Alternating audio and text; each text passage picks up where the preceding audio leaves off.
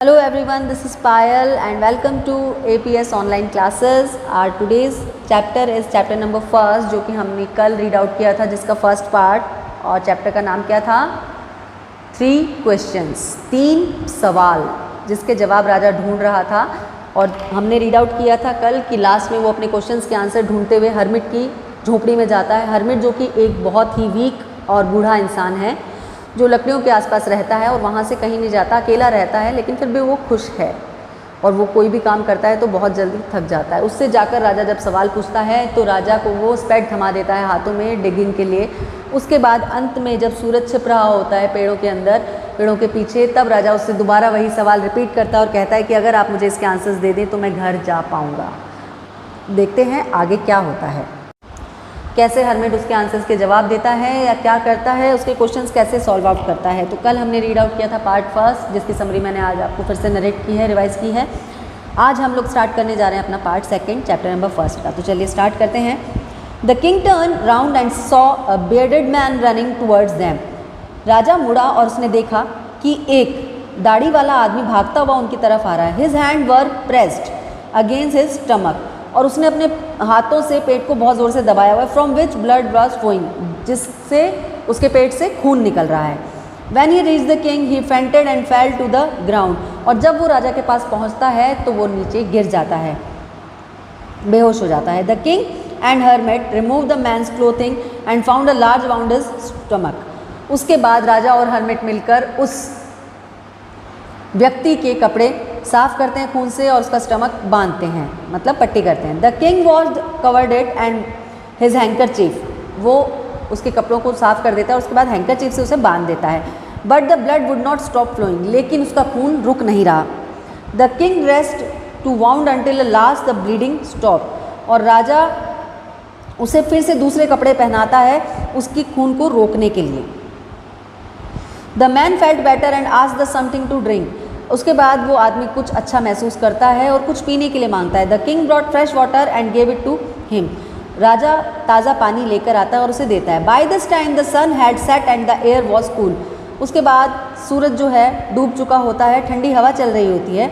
The king was the hermit help carried the wounded man into the hut and land him on the bed, laid him on the bed. उसके बाद राजा hermit की मदद से उस घायल व्यक्ति को, वाउंडेड यानी घायल व्यक्ति को झोपड़ी के अंदर ले जाता है हर्मिट के, और बेड पर लेटा देते हैं। The man close his eyes and ले क्वाइट, आदमी अपनी आंखें बंद करता है और चुपचाप सो जाता है। The king tired walk and work hard done lay down on the floor and slept through the night, राजा बहुत थक चुका होता है ये सब काम करने के बाद और रात में सोचने लगता है। वैन ही वॉक, और जब वो उठता है, he was several minute before he could remember when he was और who the strange bearded man was lying on bed was. और जब राजा की आंख खुलती है और वो सोच पाता है कि रात को क्या हुआ था और वो घायल व्यक्ति कहाँ है जिसे उसने बेड पर सुलाया था। Forgive me said the bearded man in a week voice, उसके बाद उस घायल व्यक्ति की आवाज़ आती है, मुझे माफ़ कर दो, उस दाढ़ी वाले आदमी ने कहा। When he saw the king was awake, वो राजा को देखता है जब जाता हुआ। I do not know what you have, nothing for forgive you for said the king, राजा कहता है कि किस चीज़ के लिए मैं माफ़ कर दूँ, कौन सी चीज़ के लिए तुम मुझसे माफ़ी मांग रहे हो। You do not know me and but I know you, तुम मुझे नहीं जानते लेकिन मैं तुम्हें जानता हूँ। I am the enemy of yours, मैं तुम्हारा दुश्मन हूँ। हु सोर द रिवेंज ऑन यू, जो तुमसे बदला लेना चाहता था। Because you put my brother's death and seized my property, क्योंकि तुम मेरे भाई के हत्यारे हो और तुमने मेरी प्रॉपर्टी पर कब्जा कर लिया था। I knew your had gone alone and see the hermit, मैंने जब तुम्हें हर्मिट की तरफ अकेले जाते हुए देखा तो मैं तुम्हें मारने के लिए आ रहा था। And I made up my mind to kill you on the way home, और मेरे दिमाग में था कि जब तुम घर वापस जाओगे तो मैं तुम्हें रास्ते में मार दूंगा। But the day passed and you did not return, लेकिन दिन बीतता गया और तुम वापस नहीं आए।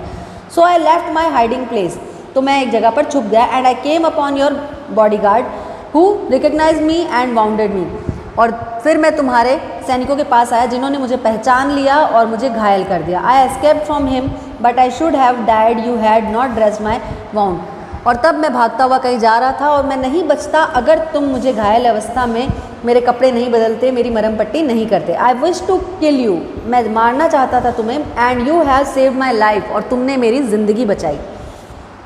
Now I live I will serve you as your most faithful servant, अब मैं तुम्हारी सेवा करना चाहता हूँ और तुम्हारा सबसे विश्वसनीय आदमी बनना चाहता हूँ। And will order my sons to the same, और मैं अपने बेटों को भी ऐसा ही करने की सलाह दूंगा। फॉरगिव मी, मुझे माफ़ कर दो। The king was happy to have made peace with his enemy so easily, राजा बहुत खुश था कि उसके दुश्मन के साथ इतनी आसानी से शांति से बात हो गई। And to have won him over as a friend, और उसके बाद वो दोनों दोस्त बन गए। He did not forgive him but said he would send his servant and his own doctor to look after him, उसने न केवल उस दुश्मन को माफ़ किया, उसे अपने पर्सनल डॉक्टर के पास भी भेजा उसकी सेवा करवाने के लिए। And he promise to give back to man his property, और उससे वादा किया कि उसे जीती हुई, जो राजा ने उसकी प्रॉपर्टी जीती थी, वो उसे वापस कर देगा। Leaving the wounded man the king went out of the hut and looked round the hermit, उसके बाद उस घायल व्यक्ति से मिलने के बाद राजा वापस झोपड़ी की तरफ गया और हर्मिट को ढूंढने लगा। Before going away he wished once more to get answer the question, और वो जाने से पहले अपने क्वेश्चंस के आंसर जानना चाहता था। The hermit was on his knee sowing seeds in the bed and had been dug two day before. The king went up the hermit and said for the last time I beg you the answer my question wise man, राजा ने फिर से उससे प्रार्थना की कि कृपया मुझे मेरे क्वेश्चंस का आंसर दे दो। You have already been answered, hermit ने कहा, तुम्हें तो अपने आंसर्स मिल चुके हैं। Said the hermit, still being down the ground and looking up at the king as he stood before him. How I have been answered, what do you mean, मुझे मेरे आंसर कैसे मिल गए, क्या मतलब है तुम्हारा। डू यू नॉट सी, क्या तुमने देखा नहीं। रिप्लाइड द हर्मिट, हर्मिट ने कहा, if you had not pitted my weakness yesterday, अगर तुम मेरी कमजोरी के कारण कल यहाँ नहीं रुकते, and had not dug these beds for me, ये लकड़ियाँ मेरे लिए नहीं तोड़ते, you would have gone away, तुम चले जाते, and that man would have attack you and you would have wished you had stayed with me, और जब तुम पर अटैक होता लेकिन तुम्हें यहाँ मेरे साथ रुकना पड़ा। So the most important time when you was digging the beds, तो सबसे इंपॉर्टेंट टाइम वो था जब तुम बेड डिगिंग कर रहे थे। And I was the most important man, और मैं हूँ वो सबसे ज़रूरी आदमी। And to do me good was your most important business, और मेरे लिए अच्छा करना तुम्हारा सबसे ज़रूरी काम था। After yards when the man run to us, उसके बाद जब वो आदमी हमारे पास भागता हुआ आया, the most important time when you were caring for him, और उसके बाद जब वो आदमी हमारे पास भागता हुआ आया, तब सबसे इंपॉर्टेंट समय था जब तुम उसकी मदद कर रहे थे। Because if you had not dressed his wound, अगर तुम उसे घायल की सेवा नहीं करते, ही वुड हैव डाइड, वो मर जाता, without having made peace with you, बिना तुम्हारे साथ शांति स्थापित किए। So he was the most important man, तो वो सबसे ज़रूरी आदमी था। And what do you did for he was the most important business, और जो तुमने उसके लिए किया वही तुम्हारा सबसे इंपॉर्टेंट काम था। Remember then there is the only one time is important and that the time is now, हमेशा याद रखना कि सबसे ज़रूरी समय होता है वो जब तुम कोई काम कर रहे हो, तो वो समय कब होता है, अब का मतलब जो काम करना है वो अभी करना है। It is the most important time, ये सबसे ज़रूरी समय है, क्योंकि it is the only time we have any power to act, ये वो समय होता है जब हमें कुछ भी करने की ताकत होती है। द मोस्ट नेसेसरी पर्सन, सबसे ज़रूरी इंसान, is the person you are with a particular moment, तुम्हारी ज़िंदगी में सबसे ज़रूरी इंसान वो होता है जब तुम कोई काम कर रहे होते हो, तुम्हारे साथ वो होता है। For no one knows what will happen in the future, कोई नहीं जानता कि भविष्य में क्या होगा। And whatever and whether we will meet anyone else, और तब हम किसी से मिलते हैं। The most important business is to do the person good, तो सबसे ज़रूरी हमारे लिए होता है कि किसी व्यक्ति के लिए कुछ अच्छा करें। Because we are sent in the world for the purpose alone, क्योंकि हम इस दुनिया में अकेले आए हैं और किसी पर्पज़ के लिए आए हैं, तो हम किसी के भी साथ हमेशा हमें अच्छा करना चाहिए। और सबसे अच्छा करने का समय होता है अब, क्योंकि जो करना है वो अभी करना है। फ्यूचर हम नहीं जानते कि कल हमारे साथ क्या होने वाला है, कैसा होगा, कल हम क्या करेंगे, इसलिए उस वक्त, उस टाइम, अभी का टाइम जो आप कर रहे हो, और इस जो काम आप कर रहे हो, जिस व्यक्ति के साथ कर रहे हो, जिस व्यक्ति के लिए जिस उद्देश्य से कर रहे हो, ये 3 सबसे ज़रूरी चीज़ें होती हैं। तो ये था हमारा पार्ट 2 जो आज हमने कंप्लीट किया,